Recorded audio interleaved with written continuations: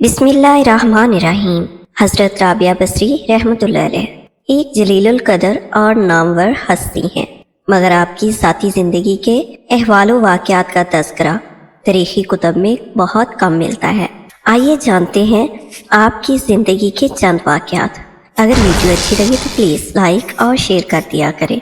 चलते हैं वीडियो की तरफ। अस्सलामु अलैकुम व रहमतुल्लाहि व बरकातुहू।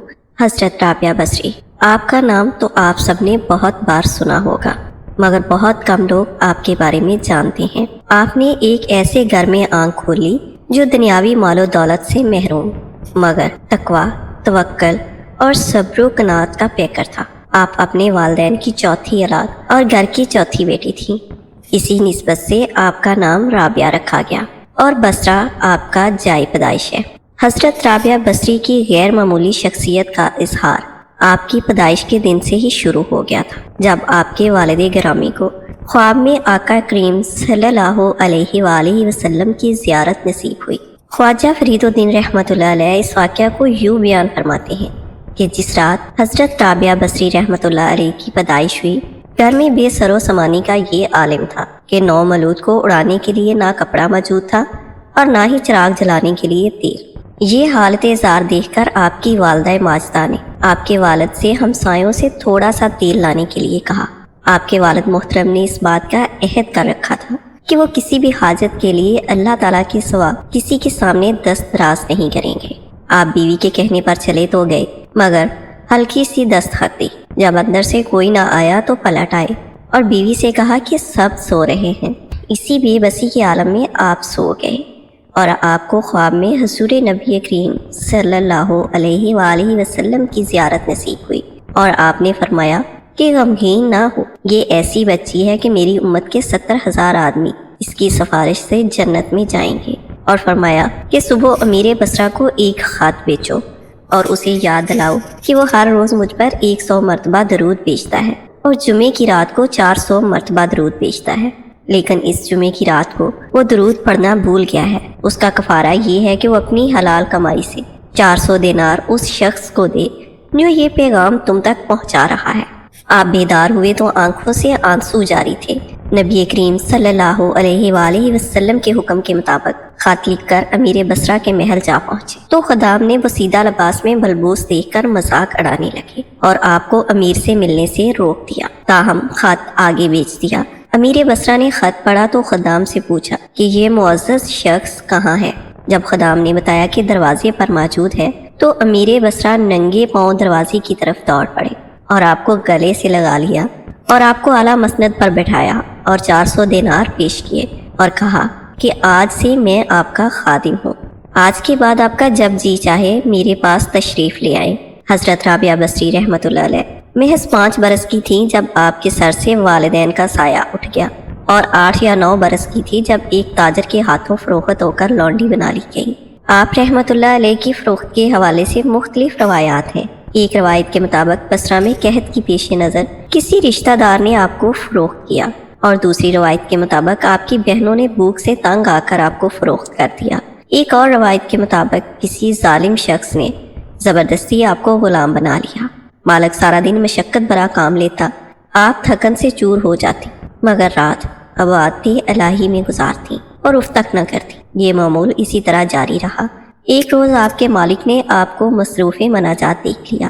रात का वक्त था, सब चिराग बुझ चुके थे, मगर घर फिर भी नूर से रोशन था। मालिक ने आलमी हैरत में रोशनी का पीछा किया तो वो आपकी कोठड़ी से आ रही थी। उसने देखा कि आप एक कोने में सरबसजूद हैं और आपके सर पर नूर का एक हाला बना हुआ है और आप कह रही हैं कि ए अल्लाह, अगर मैं किसी और की गुलाम ना होती तो एक लम्हा भी तेरी याद से गाफिल ना होती, लेकिन तूने मुझे गैर का महकूम बना रखा है, इसीलिए खिदमत में देर से हाजिर होती।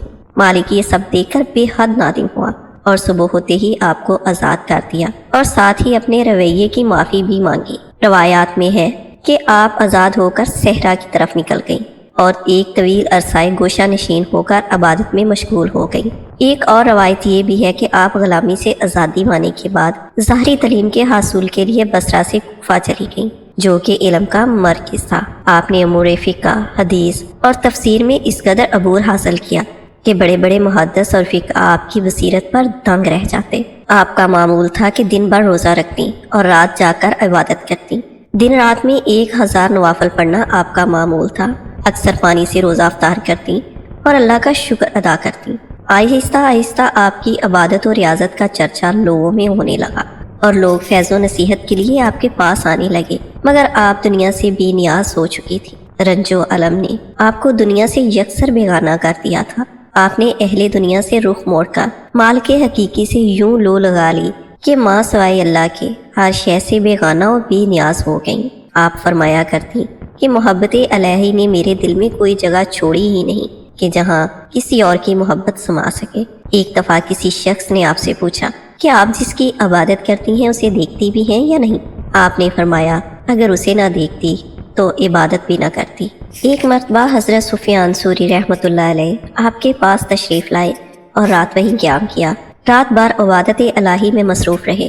صبح حضرت رابعہ بصری بہت خوش نظر آئی تو حضرت سفیان ثوری رحمۃ اللہ علیہ نے وجہ دریافت فرمائی۔ آپ رحمۃ اللہ علیہ فرمانے لگی میں اس بات پر خوش ہوں کہ اللہ تعالیٰ نے مجھے نماز پڑھنے کی توفیق عطا فرمائی ہے۔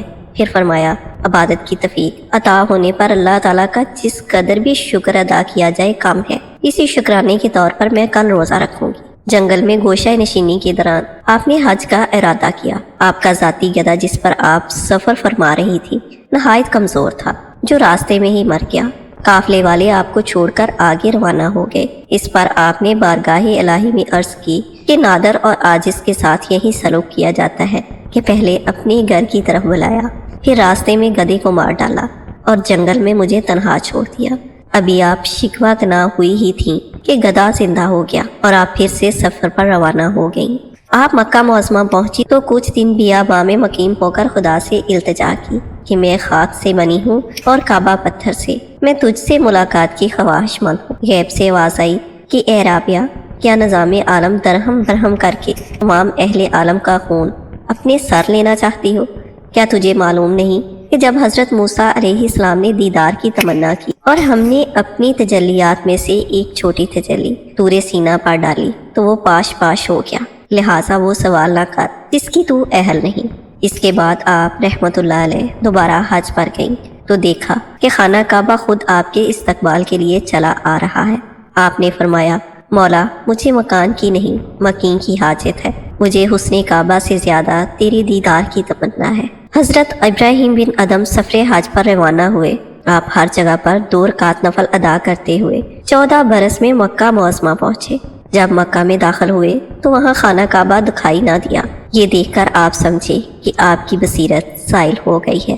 آپ بہت افسردہ ہو گئے۔ اتنے میں غیب سے ندا آئی کہ اے ابن ادم، تیری بصیرت زائل نہیں ہوئی بلکہ کعبہ ایک ضعیفہ کے استقبال کے لیے گیا ہوا ہے۔ یہ سن کر آپ بہت حیران ہوئے اور عرض کی مولا کہ وہ کون سی ہستی ہے؟ آواز آئی وہ بہت ہی عظیم ہستی ہے۔ اتنے میں آپ نے دیکھا حضرت رابعہ بصری رحمۃ اللہ علیہ لاٹھی کے سہارے چلی آ رہی ہیں اور خانہ کعبہ اپنی جگہ پر موجود ہے۔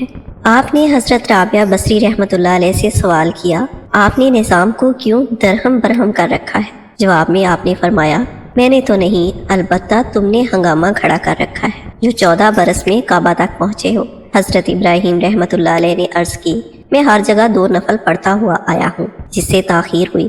حضرت رابعہ رحمۃ اللہ علیہ نے فرمایا کہ تم نے نماز کے ساتھ فاصلہ طے کیا اور میں نے عجز و انکساری کے ساتھ ادائیگی۔ حج کے بعد آپ رحمۃ اللہ علیہ بارگاہ الہی میں یوں عرض گزار ہوئیں کہ مولا، تو نے حج پر بھی اجر کا وعدہ فرمایا ہے اور مصیبت پر بھی۔ اگر تو میرا حج قبول نہیں فرماتا تو مجھے مصیبت پر اجر دے دے، کیونکہ حج قبول نہ ہونے سے بڑی مصیبت کیا ہو سکتی ہے۔